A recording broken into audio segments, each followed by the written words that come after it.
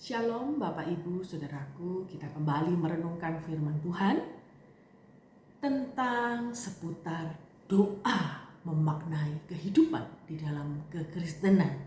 Terambil di dalam Mazmur pasal 90 ayat 1 sampai 12. Kalau di rumah silakan baca sampai 17 ya. Di sana Allah tempat perlindungan yang kekal. Doa Musa abdi Allah, Tuhan engkaulah tempat perteduhan kami, turun-temurun. 2. Sebelum gunung-gunung dilahirkan dan bumi dan dunia diperanakkan, bahkan dari selama-lamanya sampai selama-lamanya engkau adalah Allah. Engkau mengembalikan manusia kepada debu dan berkata, kembalilah hai anak-anak manusia. Sebab di matamu 1000 tahun sama seperti hari kemarin apabila berlalu, atau seperti suatu giliran jaga di waktu malam. Engkau menghanyutkan manusia, mereka seperti mimpi, seperti rumput yang bertumbuh di waktu pagi, berkembang dan bertumbuh di waktu petang, lisut dan layu. Sungguh kami habis lenyap karena murkamu, dan karena kehangatan amarahmu kami terkejut. Terkejut di sini gemetar ya Bapak Ibu ya. Engkau menaruh kesalahan kami di hadapanmu dan dosa kami yang tersembunyi di dalam cahaya wajahmu. Sungguh segala hari kami berlalu karena gemasmu. Kami menghabiskan tahun-tahun kami seperti keluh. Masa hidup kami 70 tahun, dan jika kami kuat 80 tahun. Dan kebanggaannya adalah kesukaran dan penderitaan. Sebab berlalunya buru-buru dan kami melayang lenyap. Siapakah yang mengenal kekuatan murkamu dan takut kepada gemasmu?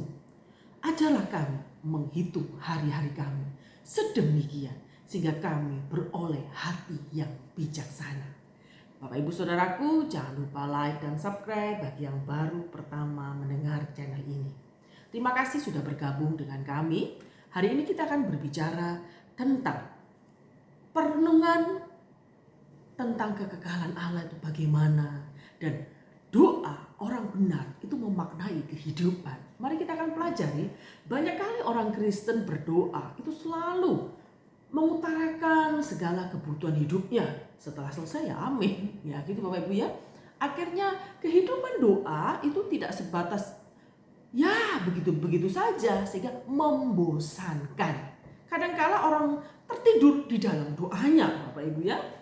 Bapak Ibu Saudaraku, pembicaraan tentang kekekalan Allah hanya bersifat abstrak tentunya ya Bapak Ibu ya. Kita mengalami kesulitan untuk melihat relevansi dari topik-topik tertentu. Sangat berbeda dengan pemazmur. Ia justru menggunakan kekekalan Allah sebagai perspektif untuk melihat kehidupan praktis yang ia hadapi. Ia justru menggunakan kekekalan ini supaya dia mengerti perspektif Allah itu di dalam kehidupan praktis yang ia hadapi. Bagaimana ya? Kadang-kadang kita sulit menebak. Mengapa Allah membiarkan aku menderita? Mengapa Allah membuat anakku meninggal? Usahaku bangkrut, aku sudah setia melayani Tuhan. Mungkin ada banyak pertanyaan seakan-akan Allah diam saat kita jatuh terpuruk di dalam kemiskinan. Bapak Ibu Saudaraku, walaupun teks yang kita akan bahas merupakan sebuah doa sekaligus mazmur, tapi di sana ada muatan teologis di dalamnya sangatlah agung Bapak Ibu. Mari kita akan mempelajarinya, buka hati, buka pikiran kita supaya firman Allah menjadi rema di dalam kehidupan kita. Sebagai catatan, fokus pembahasan hanya sampai ayat 12 ya Bapak Ibu ya. Ayat 13 sampai 17 itu hanya akan disinggung untuk menunjukkan keterkaitannya pada bagian sebelumnya. Gitu ya Bapak Ibu Saudaraku. Langsung saja untuk mempersingkat waktu, perenungan tentang kekekalan Allah di ayat 1 sampai 2 yang sudah kita baca di sana Mazmur ini merupakan sebuah doa. Doa bagi orang Kristen, ya ini bukan sesuatu yang baru ya Bapak Ibu Saudaraku ya. Menariknya, bagian yang berisi permohonan kepada Tuhan baru kita temukan di ayat 12 Bapak Ibu. Dari 1 sampai 11 belum, 12 baru muncul. Bagian sebelumnya berisi pengakuan tentang siapakah Allah dan diri kita sendiri. Komposisi seperti ini sebenarnya itu mengajarkan bahwa doa bukan hanya memberitahukan Allah segala kebutuhan kita saja ya Bapak Ibu Saudaraku.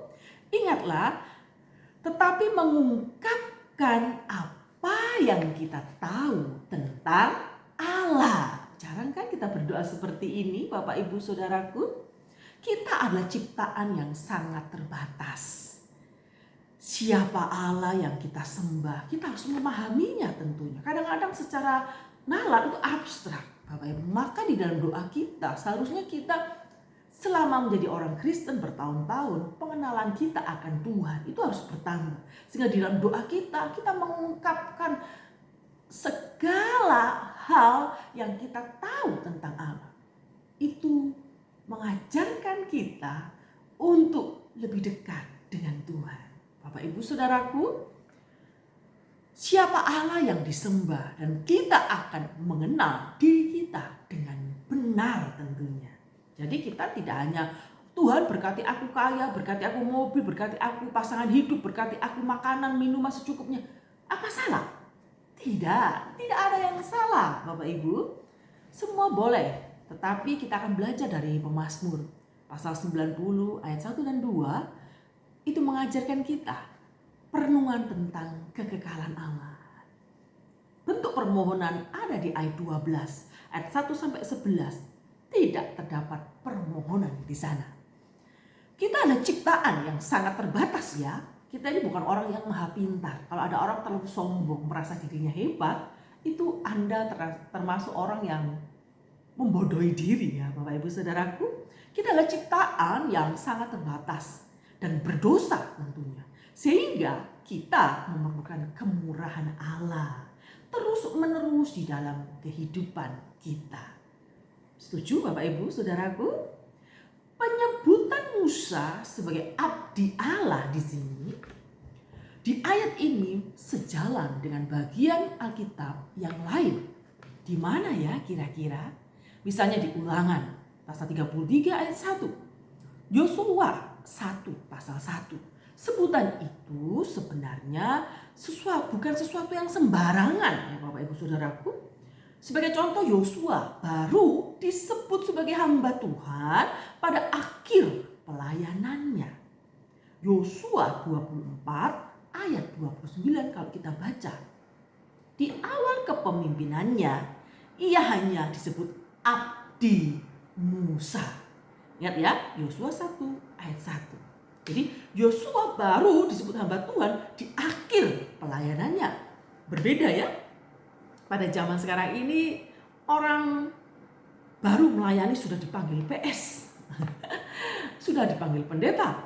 Ya, sehingga kadangkala ada pendeta-pendeta palsu yang berbicara tentang iman Kristen tetapi berbeda dengan iman Kristen.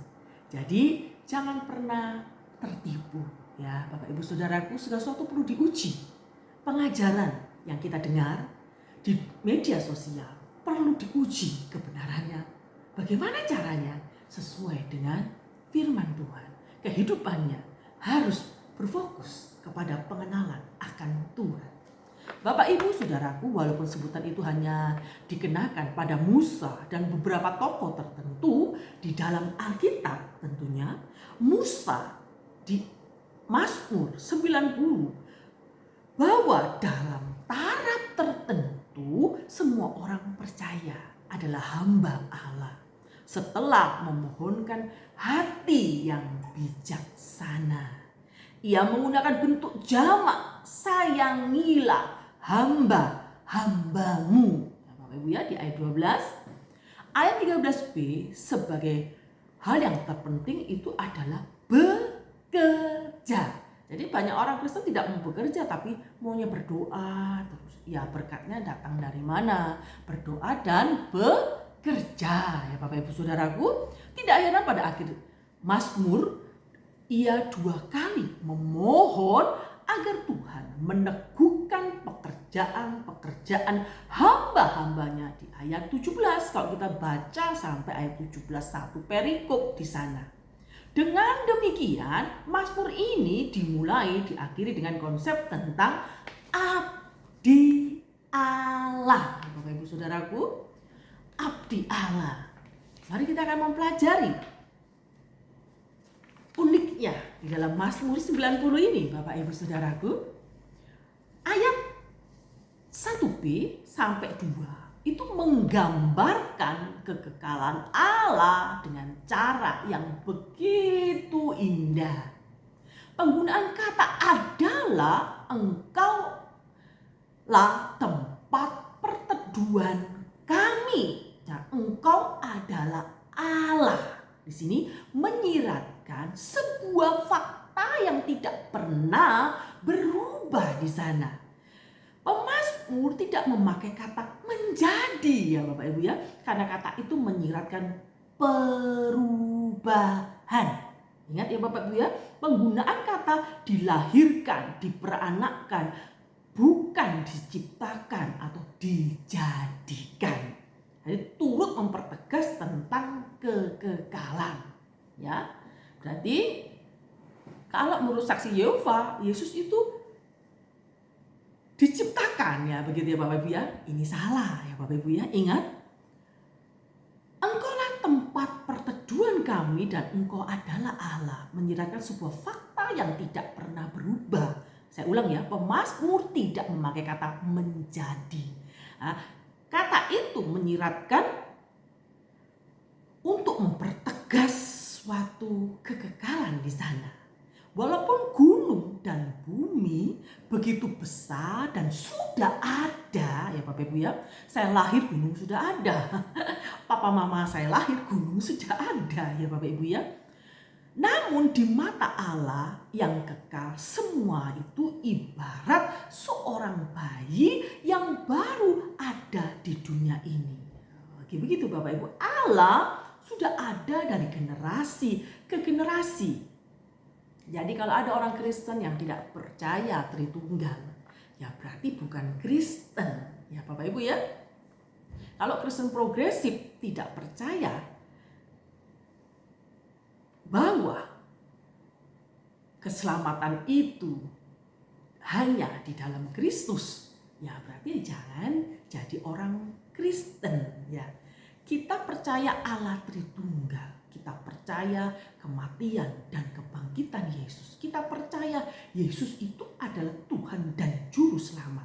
Firman Allah. Alkitab itu firman Allah. Alkitab firman Allah. Jadi kita harus percaya Alkitab firman Allah. Yang ditulis di dalam Alkitab tidak pernah salah. Bapak Ibu Saudaraku.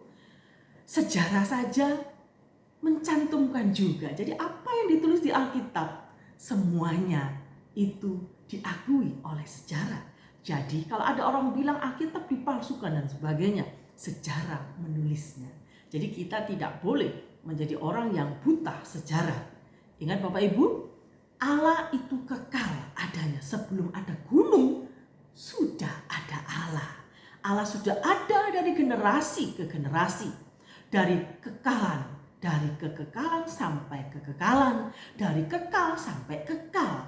Allah tidak memiliki titik permulaan dan akhir. Allah tidak memiliki permulaan dan akhir. Berbeda seperti manusia. Manusia memiliki permulaan dan akhir. Ada kelahiran, ada kematian. Gitu ya Bapak Ibu ya. Keberadaan tersebut bukan hanya sebuah fakta objektif semata. Allah bukan hanya ada, tetapi ia juga adalah tempat perteduhan bagi umatnya. Kalau ada orang ateis bilang tidak percaya kepada Allah, ya tidak apa-apa, tapi dia harus jujur. alam semesta ini tertata dengan rapi. Semua ini pasti campur tangan Tuhan tentunya. Bapak Ibu Saudaraku, Allah bukannya tidak ada, Allah ada dari generasi ke generasi, dari zaman ke zaman. Allah itu ada, kekal adanya. Amin, puji Tuhan. Keberadaan tersebut bukannya sebuah fakta objektif semata. Allah bukan hanya ada, tapi juga adalah tempat perteduhan bagi kita orang percaya. Ungkapan tempat perteduhan di sini banyak diterjemahkan sebagai tempat tinggal. Dalam versi Inggris terjemahannya paling tepat seharusnya tempat perlindungan. Ya, tempat perteduhan itu tempat perlindungan. Lihat judul Mazmur yang diberikan penerjemah LAI, di sana ada 2 alasan yang mendukung hal ini. Menyebut gunung-gunung di ayat 2 kalau kita membacanya, dan perkataan Ibrani yang sama di Mazmur 91 ayat yang ke-9 bagi masyarakat kuno, kesan mendalam. Gunung-gunung di ayat 2 ini masyarakat kuno itu apa ya Bapak Ibu ya? Pemikirannya gunung itu adalah kekuatan dan kekokohan. Masyarakat kuno pada saat itu mereka berpikir gunung itu adalah kekokohan, kekuatan. Bangsa yang kuat itu bangsa yang memiliki benteng di pegunungan sehingga tidak mudah diserang oleh musuh tentunya. Tidak mudah dikalahkan musuh. Dalam Mazmur 91 ayat 9, tempat perteduhan disejajarkan dengan tempat perlindungan. Ya, Bapak Ibu Saudaraku, sampai di sini bisa dimengerti ya. Seandainya Mazmur ini memang ditulis oleh Musa ketika bangsa Israel di dalam perjalanannya di padang gurun menuju tanah Kanaan saat itu, maka konsep tentang tempat perlindungan itu pasti memberi kesan yang mendalam bagi mereka. Ya Bapak Ibu ya, sebuah bangsa yang muda tidak terlatih untuk berperang saat itu, dalam keadaan rawan tentunya, keselamatan mereka secara manusia kurang terjamin tentunya. Ya kan Bapak Ibu Saudaraku, belum punya peralatan nuklir dan sebagainya saat itu.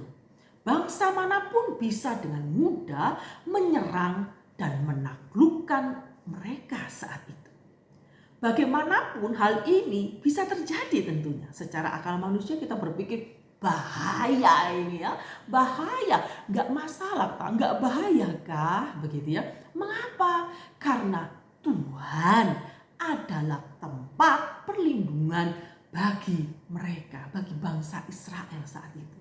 Jadi di tempat yang paling seakan-akan tidak nyaman, di tempat yang paling menakutkan dan tidak strategis, bangsa Israel tetap percaya tempat perlindunganku adalah Allah luar biasa.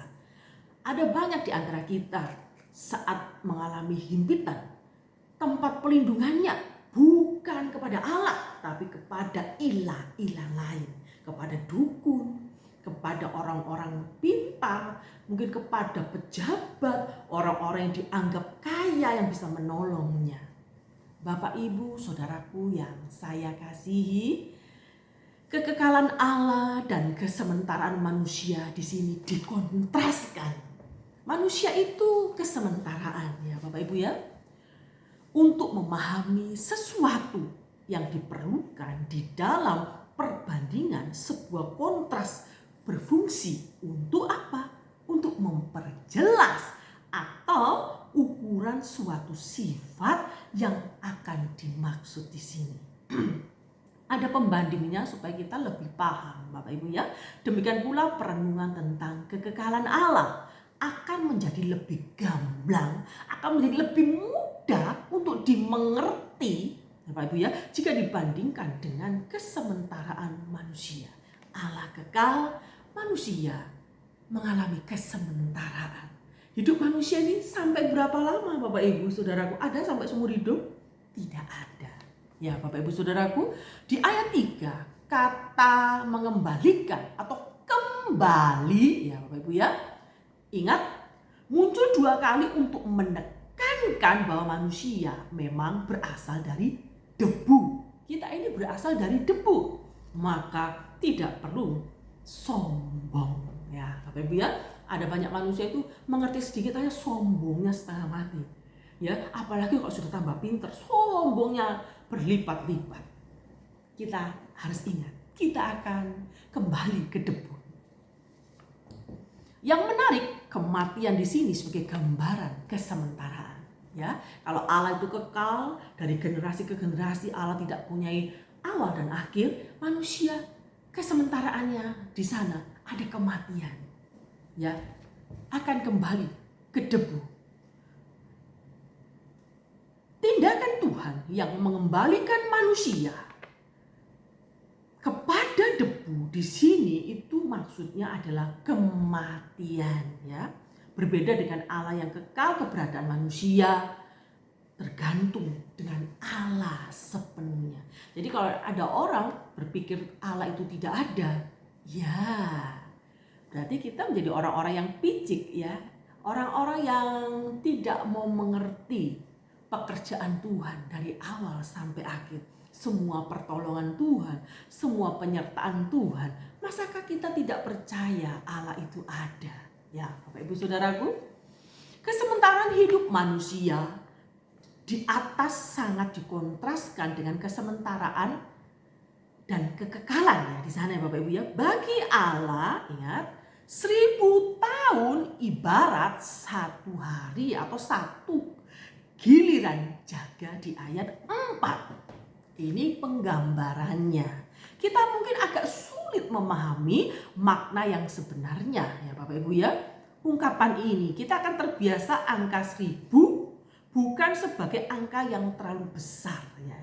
Kita biasa berpikir seperti itu ya Bapak Ibu ya. Karena ada 1000, 10.000, 100.000 ya. 1000 ya biasa aja. Tapi kita harus ingat pandangan kuno saat itu 1000, angka 1000 itu menyiratkan jumlah yang sangat besar saat itu. Ya, kita harus memahami konteks sebelum memahami firman Tuhan. Jadi kita tidak boleh keluar dari konteks ya, Bapak Ibu Saudaraku. 1 hari bagi kita itu terlihat lebih panjang daripada bagi orang kuno. Ya Bapak Ibu ya, kok begitu? Pada zaman dahulu, begitu Bapak Ibu ya, tempo kehidupan begitu lambat. Dengan pilihan aktivitas yang tidak sebanyak zaman modern. Ya, kita 24 jam, itu pun kadang kurang ya Bapak Ibu ya. Dari pagi hingga malam, pekerjaan belum selesai, diselesaikan besok lagi. Ya, sampai capek gitu. Kalau mereka tidak pada zaman kuno. Aktivitasnya tidak banyak. Aktivitas dimulai pukul 6 pada zaman dulu loh ya, sampai berakhir pada 6 sore. Suatu hari bagi orang kuno itu berisi 12 jam. Ya, jadi pukul 6 pagi dan berakhir 6 sore. 1 hari bagi orang kuno itu berisi 12 jam. Begitu. Bagi kita sekarang 24 jam itu pun kayaknya kurang. Karena mungkin kita terus sibuk atau mungkin kita sibuk bermain HP berjam-jam sehingga sudah malam, sudah pagi, belum tidur, main game aja, baca firman Tuhan 5 menit ngantuk. Tapi kalau main game berjam-jam sampai begadang nggak ngantuk ya. Waktunya kurang terus ya, karena kita tidak bijaksana ini menghitung hari-hari Tuhan. Ya, kita seakan-akan kurang, tidak menggunakan waktu sebaik mungkin, tapi menggunakan waktu dengan bersantai-santai, melakukan tugas yang tidak ada yang orang sibuk dengan pekerjaan. Sehingga waktunya hanya untuk bekerja dan bekerja. Bapak Ibu Saudaraku, ingatlah terkesan sangat panjang. Ya Bapak Ibu, rata-rata 8 jam untuk 1 giliran jaga saat itu. Jadi pada zaman dahulu 1 giliran juga hanya berkisar 3-4 jam. Ya Bapak Ibu ya, dengan memahami betapa lamanya 1000 tahun bagi orang-orang kuno saat itu. Ya. Kita sudah paham ya, di sini konteksnya zaman kuno ya. Betapa singkatnya satu hari atau satu giliran jaga 3-4 jam. Ya, Bapak Ibu Saudaraku, kita dapat melihat kontras yang jelas antara kesementaraan hidup manusia, yaitu kita, dengan kekekalan Allah tentunya. Menariknya, walaupun kehidupan manusia dari lahir sampai mati tidaklah lama, ya, tetapi kita sedang menghadapi penderitaan di sana. Kita merasa hari-hari berjalan sangat lama. Di ayat 13a, pemazmur sedang menghadapi persoalan, maka dia berseru, "Kembalilah ya Tuhan, berapa lama lagi?" Itu Bapak Ibu Saudaraku, perenungan tentang kesementaraan hidup manusia di ayat 5-11. Di ayat 3 kita sudah melihat sebenarnya, ya, kalau kita jeli bagaimana hidup manusia itu sementara. Kan saya sudah jelaskan tadi, ya, kesementaraan manusia. Ternyata kesementaraan itu bukanlah segala-galanya. Kesementaraan manusia itu bukanlah segala-galanya. Hidup manusia bukan hanya sementara, tetapi singkat. Tetapi sesuatu yang sementara tidak selalu singkat. Ingat, ya, sesuatu yang sementara tidak selalu singkat. Itu, ya, Bapak Ibu, ya. Bagaimanapun dalam terang kekekalan Allah, segala sesuatu bukan hanya sementara, tetapi singkat, ya. Hari-hari ini kita pergunakan waktu kita sebijaksana mungkin. Pemazmur menggunakan 2 ilustrasi tentang menggambarkan singkatnya kehidupan manusia. Bagaimana? Contohnya, hidup manusia diibaratkan sebagai korban banjir. Oh, kok bisa, ya, korban banjir? Saya merenungkan, kok bisa, ya, korban banjir? Apa maksudnya? Terjemahan LAI di sini di bagian ini menimbulkan kesan 2 gambaran yang dimengerti sebagai satu kesatuan pemikiran. Engkau menghanyutkan manusia di dalam tidur. Engkau menghanyutkan manusia di dalam ketidur, itu berbicara kematian. Bapak Ibu, ya, saat banjir datang, saat kita tidur, ya akhirnya terlelap dan kita meninggal, ya Bapak Ibu, ya. Berarti engkau menghanyutkan manusia di dalam tidur itu berbicara tentang kematian. Yang ada dalam pemikiran Mazmur adalah korban banjir pada waktu mereka tidur. Begitu, ya Bapak Ibu Saudaraku, ya. Dalam situasi seperti ini jelas tidak ada waktu untuk merespon dan mempersiap diri. Kalau tiba-tiba banjir bandang datang, kita posisinya tidur terlelap, air sudah masuk sampai ke sini, ya blas. Ya, tidak ada waktu persiapan, Bapak Ibu, ya. Tidak ada BMKG misalnya, kalau gempa bumi ada, oh ini hari ini ada gempa bumi berapa skala Richter gitu, ya. Dulu tidak ada, Bapak Ibu, ya. Ingat, kematian bisa menjumpai manusia kapan saja. Bayi bisa mati? Bisa. Anak remaja, ada kejadian anaknya mati, orang tuanya sudah tua belum mati. Ada banyak begitu, ya Bapak Ibu, ya. Tidak harus tua mati, kadang-kadang muda mati juga ada, ya. Gambaran yang lain adalah rumput di dalam sehari sudah layu. Kalau di Indonesia, di daerah tropis, rumput di rumah tidak dicabut, semakin tinggi, ya Bapak Ibu, ya. Kita perlu mencabutnya. Kalau di sini dikatakan rumput dalam sehari sudah layu, apa maksudnya, ya Bapak Ibu Saudaraku, ya? Ini gambaran untuk waktu yang singkat. Tidak mengetahui iklim Palestina, itu pasti membingungkan. Saya juga tidak pernah ke Palestina, Bapak Ibu. Jadi saya merasa bingung. Akhirnya saya membaca buku. Jadi kalau saya tidak punya uang ke Palestina, sekarang zaman sudah modern, saya buka Google, ya Bapak Ibu Saudaraku, saya buka buku-buku tentang budaya Palestina, ya, bangsa Israel di sana. Tanpa mengetahui iklim Palestina, kita akan mengalami kesulitan di sana untuk memahaminya, karena tidak mengenal rumput dalam sekejap bisa lenyap, gitu, ya Bapak Ibu, ya. Kita bahkan membutuhkan tenaga manusia untuk menghilangkan rumput, bukan? Berbeda dengan iklimnya Palestina saat itu. Pada waktu tertentu dari padang gurun Arabia berhembuslah angin yang sangat kencang, kering dan panas. Tak kala angin itu menyapu rerumputan atau tanaman lain, maka semua itu sekejap akan menjadi layu dan kering. Situasi seperti inilah yang dipikirkan pemazmur. Ya, ngerti ya Bapak Ibu Saudaraku ya? Di samping kesementaraan manusia bersifat singkat, ya kita harus menyadari hal itu. Kesementaraan itu juga diliputi oleh penderitaan. Hidup di dunia ini tidak ada yang namanya senang terus ya, mesti ada sisi menderita. Ya, ayat 7-9 walaupun tidak semuanya disebutkan itu adalah karena dosa, tetapi secara umum di dalam konteks ini penderitaan sulit dipisahkan dari dosa. Yang penderitaan itu enggak semuanya akibat dari dosa, tapi kebanyakan ya akibat dari dosa. Adakala ujian, adakala apa? Godaan. Kita selalu kalah dengan godaan, pencobaan. Kalau ujian itu dari Tuhan ya Bapak Ibu ya, untuk menguji iman kita. Keberadaan Adam menyebabkan semua manusia mengalami kesukaran. Saya berpikir, Adam, mengapa dulu kamu menyusahkan kita sampai hari ini ya? Tapi kita tidak perlu menyalahkan Adam ya, karena ada Kristus yang sudah menebusnya. Dalam penderitaan sulit dipisahkan dari dosa. Keberadaan Adam menyebabkan semua manusia mengalami kesukaran, penderitaan.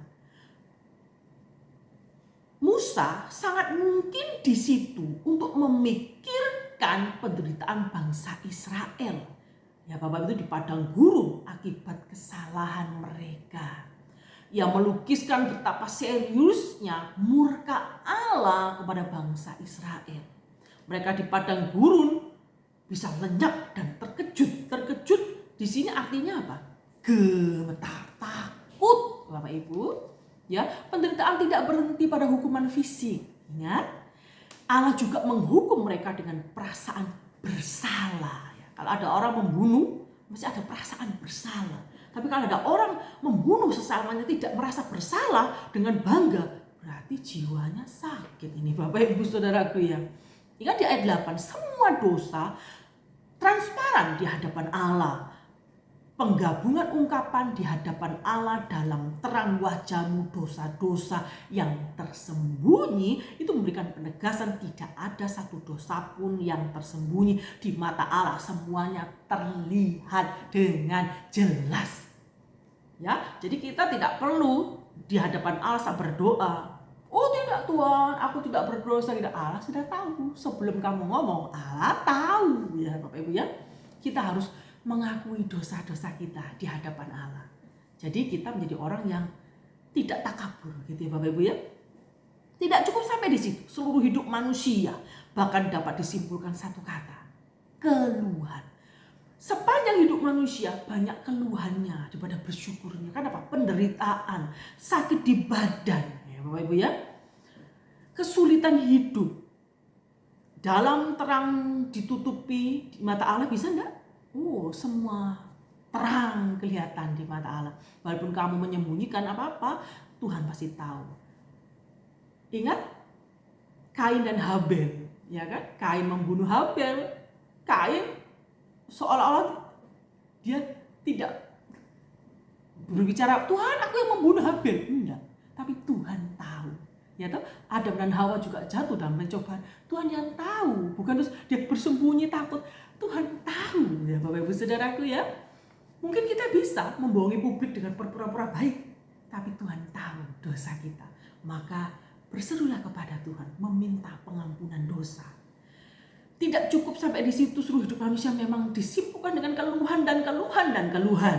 Mazmur lebih lanjut menceritakan usia manusia itu batasnya 70 sampai 80. Kalau ada orang yang hidup di atas 80, itu angka ini bukan rata-rata usia manusia pada waktu itu ya. Mereka pada zaman kuno mereka hidup sampai 100, 200, 300 ya Bapak Ibu ya. Tetapi ini lebih ke arah ideal untuk hidup. Jadi bukan rata-rata usia manusia pada waktu itu, tetapi lebih ke arah harapan ideal hidup manusia. Jadi melebihi dari durasi ini berarti akan menghadapi berbagai kesukaran dan penderitaan. Kenapa? Ya manusia kan mempunyai kelemahan tubuh, ya kan? Dulu waktu masih muda kuat berlari kencang. Kalau sudah umur 50, 60, 70, 80 suruh lomba balap karung ya nggak kuat ya Bapak Ibu ya. Ingat Bapak Ibu, manusia itu sementara, maka dekatkan diri kepada Tuhan. Ayat 11 dapat dimengerti sebagai berikut, siapakah yang mengenal kekuatan kemarahanmu? Karena murkamu adalah sebesar rasa takut yang patut diberikan kepadamu. Pemazmur ingin mengajarkan dua hal di sini. Apa ya itu ya? Pertama, kedahsyatan murka Tuhan menunjukkan betapa besarnya Allah menuntut untuk dihormati. Jadi kita tidak boleh tidak menghormati Allah. Keduanya hanya orang-orang yang takut akan Allah dapat memahami kebesaran murkanya. Ya, kalau Allah sedang murka, waduh, jangankan Bapak Ibu ya, kalau seorang ayah pendiam, tiba-tiba dia marah, anaknya sangat takut ya Bapak Ibu ya. Kalau Allah sudah marah, goncangan sedikit gunung berapi aja kita sudah gempa sedikit aja sudah muter-muter. Saya beberapa kali dalam beberapa bulan ini ya, tiba-tiba ada gempa sampai 6, 5 sekali Richter. Kepala saya nyut rasanya ya. Saya bilang, Tuhan aku takut Tuhan. Gempa seperti gini aja aku sudah sangat takut. Tuhan jangan marah Tuhan. Sampai saya bilang gitu. Saya sangat takut Bapak Ibu ya. Ingat Bapak Ibu, segala penderitaan yang kita hadapi dilihat sebagai kecelakaan atau hukum sebab akibat secara alamiahkah? Tidak sedemikiannya orang percaya setiap penderitaan sebagai hukuman Allah. Tidak semuanya ya Bapak Ibu ya. Tidak memberikan rasa takut selayaknya kita berikan kepadanya. Dalam arti begini, kalau kita tidak menghormati Allah, ya kenalilah tanda-tanda zaman Bapak Ibu. Kita lihat bagaimana alam semesta. Alam ini sudah mulai tua, jadi kita harus tahu tanda-tanda zaman. Kita harus tahu kalau sampai murka Allah itu datang, siapa kita manusia bisa berlindung di bawah naungannya. Maka orang yang dekat dengan Allah, yang tahu betapa besar murkanya Allah. Jangan hanya tahu kasihnya Allah, tapi kita harus tahu betapa besar murkanya Allah. Supaya kita sadar, kita bisa menghormati Allah sesuai dengan porsinya. Gitu ya Bapak Ibu ya. Doa untuk mewarnai kehidupan ini yang akan fokus saya ajarkan buat Bapak Ibu Saudaraku dan juga untuk saya pribadi di ayat 12. Ayat ini mungkin bagiannya paling terkenal dalam Mazmur ini. Kalau di sekolah minggu ini bisa jadi ayat hafalan ya Bapak Ibu ya.